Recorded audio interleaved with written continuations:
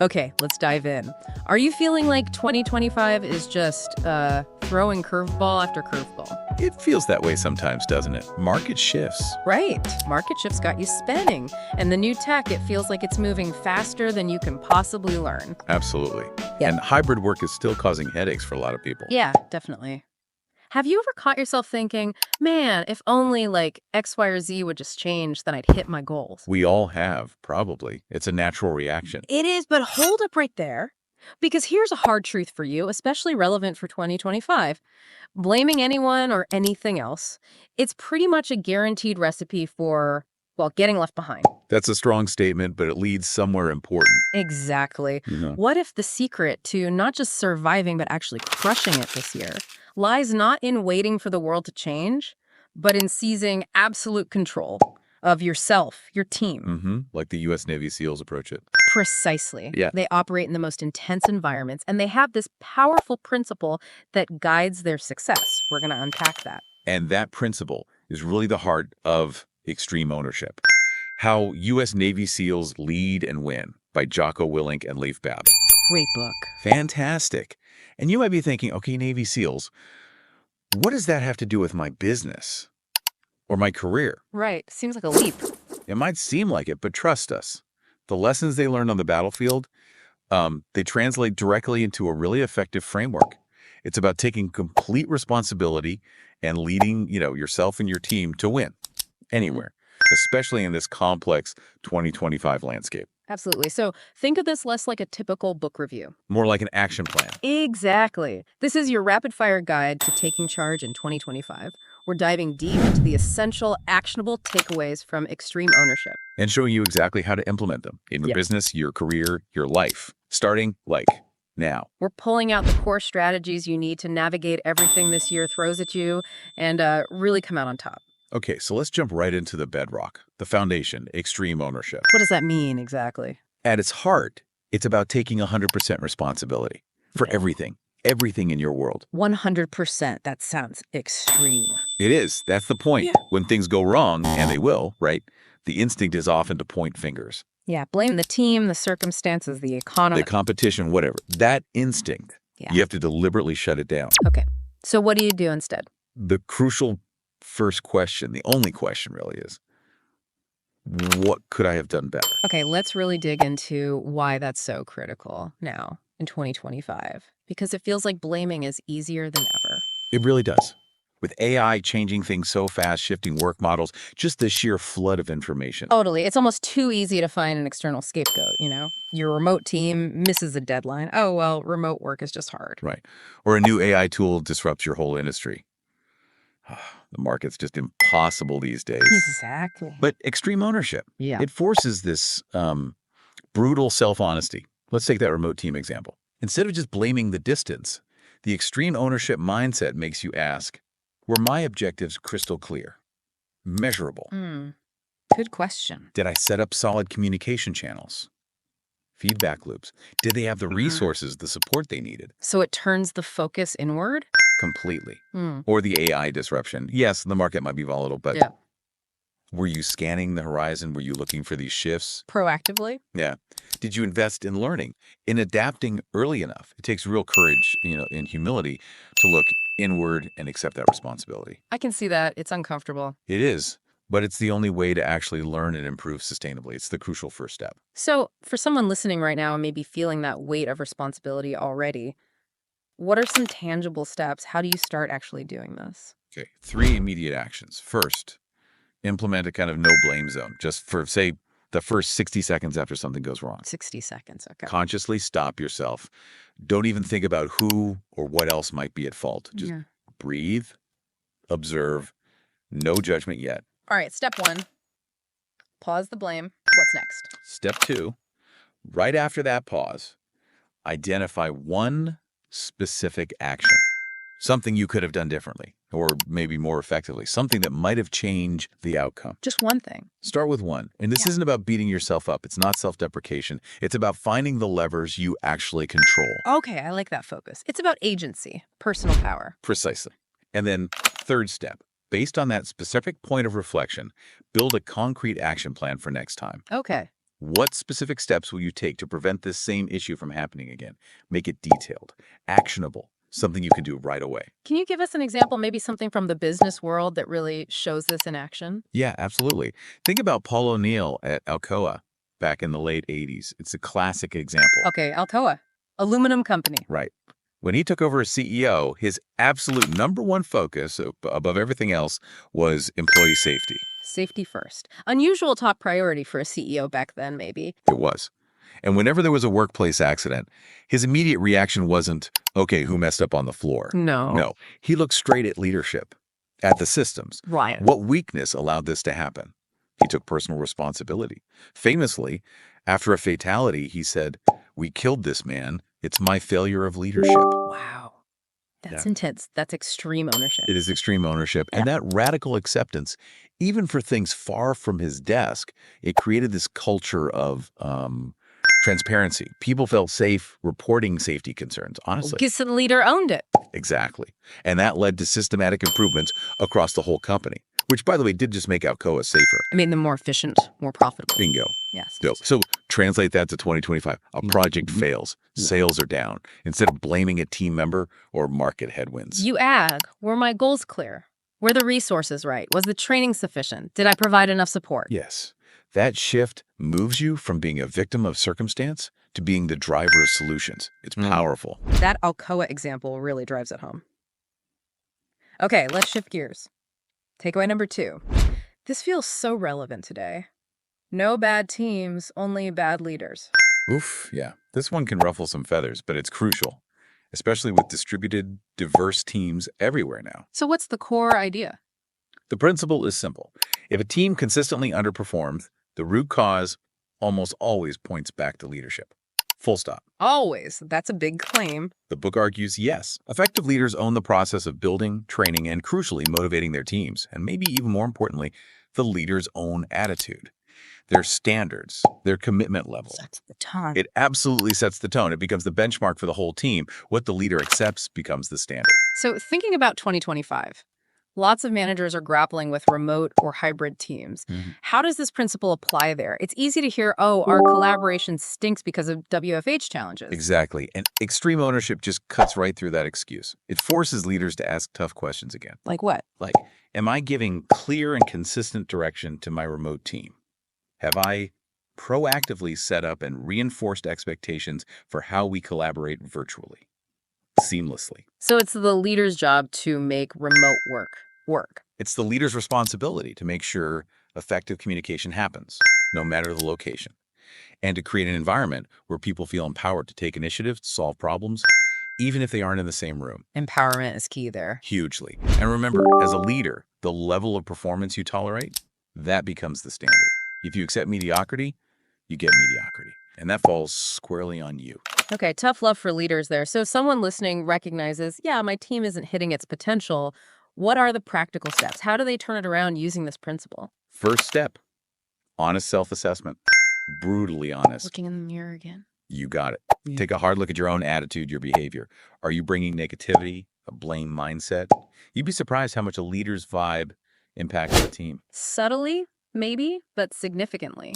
For sure. Second, pinpoint one specific area where team standards have slipped. Just one to start. Okay. Then clearly communicate the expected standard. Here's the key. Focus on reinforcement and training until that standard is met. Not just, yelling or punishing. Right. It's coaching up, not tearing down. Exactly. Coach them up, train them, mentor them, give them the tools. And third, especially important for 2025's distributed world, actively empower junior leaders. Decentralize command. Delegate. Yes, but more than just delegating tasks. Identify people with potential. Give them real responsibility. Train them, resource them, give them autonomy, and then trust them. Trust them to make decisions, even if they aren't perfect. Even if they aren't perfect, support their choices. That builds ownership down the line. It makes the team stronger, more resilient. Can you give us an example of a leader who really exemplified this, turned a team around? Yeah, Satya Nadella at Microsoft is a great recent example. Okay, Microsoft's transformation. Right. When he took over, Microsoft was huge, influential, but internally, Kind of siloed, maybe a bit stagnant in some areas, known for sharp elbows, perhaps. A know-it-all culture, some said. Exactly. And Nadella deliberately shifted that. He pushed for empathy, collaboration, a learn-it-all growth mindset instead. How did he do that? By actively empowering teams, by fostering psychological safety, making it okay to take risks, to fail, to learn. He changed the environment. So it wasn't just strategy, it was culture change led from the top. Absolutely. Fundamental leadership changes that reshape the whole dynamic. Mhm. It really showed how a leader, by creating the right conditions and empowering people, proves there are no bad teams. Just perhaps leadership that needs adjusting. That's powerful. Okay, let's tackle that feeling of being completely swamped in 2025. Takeaway number 3. Prioritize and execute. This sounds essential. It is. It's basically a survival skill now. The core idea is simple. In really complex, overwhelming situations. Which feels like daily life in 2025. Right. Constant notifications, tech shifts, global markets. You just cannot tackle everything at once effectively. It's impossible. So what do you do? You have to identify the single most critical task, the highest priority. Then focus all your available energy, your resources, on executing that one thing to completion. And only then move on. And only then move to the next priority. There's a great mantra in the book for this. Relax, look around, make a call. Relax. When you're overwhelmed, that seems counterintuitive. It does, but it's about forcing a pause, creating a moment of calm and clarity amidst the chaos, so you can make sure you're aiming your efforts at the right target. Instead of just reacting frantically. Exactly. In 2025, with information overload from AI tools, endless comms channels, multiple projects, it's so easy to get paralyzed. Or just spin your wheels on low-impact stuff. Spreading yourself too thin. Totally. This principle gives you a framework to cut through that noise. Find the thing that gives you the most leverage right now. Okay, practical steps. Someone feels buried, avalanche of to-dos. What do they actually do? First, when that overwhelm hits, literally stop, pause, take a breath, and then write everything down. Dump it all out of your head on a paper, a list, whatever. Brain dump. Got it. Then, and this is the hard part, the filtering step, force yourself to pick the one task. The single thing that, if you get it done, will have the biggest positive impact on your main goals. Just one. That sounds incredibly difficult when 10 things feel urgent. It's a discipline. It takes practice. But that intense focus, that's what drives real progress. Second step, once you've ID'd that top priority, Eliminate distractions. ruthlessly. Protect your focus. Protect your team's focus if you're leading them. Silence notifications. Decline meetings that aren't essential to that priority. Delegate lower priority stuff if you can. Be ruthless with your time and attention. Yes. And finally, execute. Commit to driving that top priority task to completion before you let yourself get pulled onto something else. What about emergencies? Things changing. Well, you maintain awareness, of course. You're not blindfolded. The book calls it avoiding target fixation. But resist the urge to constantly switch tasks just because something new pops up. Stay locked on until it's done, or until there's a genuine, significant reason to shift priority. Okay, that makes sense. Who's a good example of someone who seems to live this, juggling huge, complex things? Well, think about Elon Musk. Love him or hate him, the guy manages Tesla, SpaceX, X, incredibly demanding ventures. Right. Multiple fronts. And while, his style is debated, his actions often suggest this relentless focus on whatever he sees as the number one priority for each company at that moment. Like a key engineering goal at SpaceX. Or hitting a production target at Tesla. He seems to pour immense focus and resources into that one critical thing. Even his reported time-blocking strategies point to this. So that intense prioritization is key to moving those huge things forward, despite all the chaos. It appears to be a fundamental part of how he executes on such complex initiatives, yeah. Cutting through the noise to the core task. Okay, fascinating. Last big takeaway. This one sounds like a paradox. Discipline equals freedom. How does structure create agility? Yeah, it sounds backward, doesn't it? But the idea is that discipline things like standard procedures, consistency, good habits, it isn't actually restrictive. It feels restrictive sometimes. It can feel that way initially, but what it actually does is build this strong foundation, efficiency, reliability, and that foundation is what gives you the platform for greater flexibility, adaptability, even innovation. So the freedom comes from not being constantly mired in chaos. Exactly. Freedom from uncertainty, from having to reinvent the wheel every single time something needs doing. Structure liberates you from that mental drag. Okay, connect that to 2025. There's this big push for ultimate flexibility, right? Remote work, gig economy. Huge push. But here's the tension. In that hyper-flexible environment, if you neglect fundamental discipline, you actually lose agility. That's so. Think about it. A hybrid team with no clear disciplined communication protocols, chaos, misunderstandings, delays, frustration. Right. Things fall through the cracks. Or personally, working from home without disciplined habits. The lines blur, productivity tanks you burn out. Structure prevents that. So having standardized ways of doing things helps you react faster when things go sideways. Precisely. Standard processes allow for faster, more coordinated action during unexpected events, market shifts, tech issues, new opportunities. You're not scrambling to figure out the basics. Okay, so for someone listening who feels like things are too loose, maybe chaotic in their work or team, what are the first steps to introduce discipline? First, audit your habits, yours and your team's. Be honest. Find one specific habit that feels undisciplined and is causing friction. Like constantly checking email all day. Perfect example. Yeah. Or maybe unclear meeting agendas for remote calls, Right. or inconsistent project updates. Pick one thing. Okay, identify the weak spot. Then what? Then, establish a simple, clear standard or procedure to address it. Keep it simple. For email, maybe it's dedicated checking times. For meetings, a standard agenda template. For updates, a regular schedule and format. And write it down. Make it clear. Absolutely. Document it clearly so everyone knows the new standard. And finally, step 3. Execute with rigor. Stick to it. Stick to it. Consistently implement the new standard, even when it feels a bit awkward or uncomfortable at first.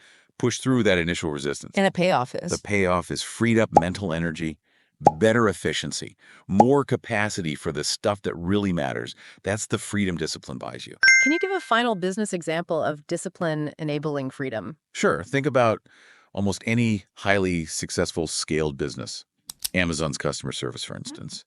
Or standardized factory workflows, like maybe pre-Nadella Microsoft even. Okay, repeatable processes. Exactly. They rely on well-defined, repeatable processes, disciplined execution.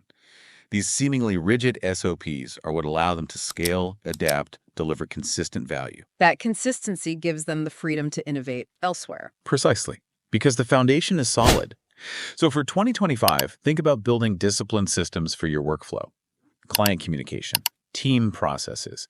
That discipline will make you much faster and more effective when you need to adapt to the next big thing, whether it's new AI or new competition. Wow. Okay, so wrapping this up. The principles from extreme ownership, they sound simple.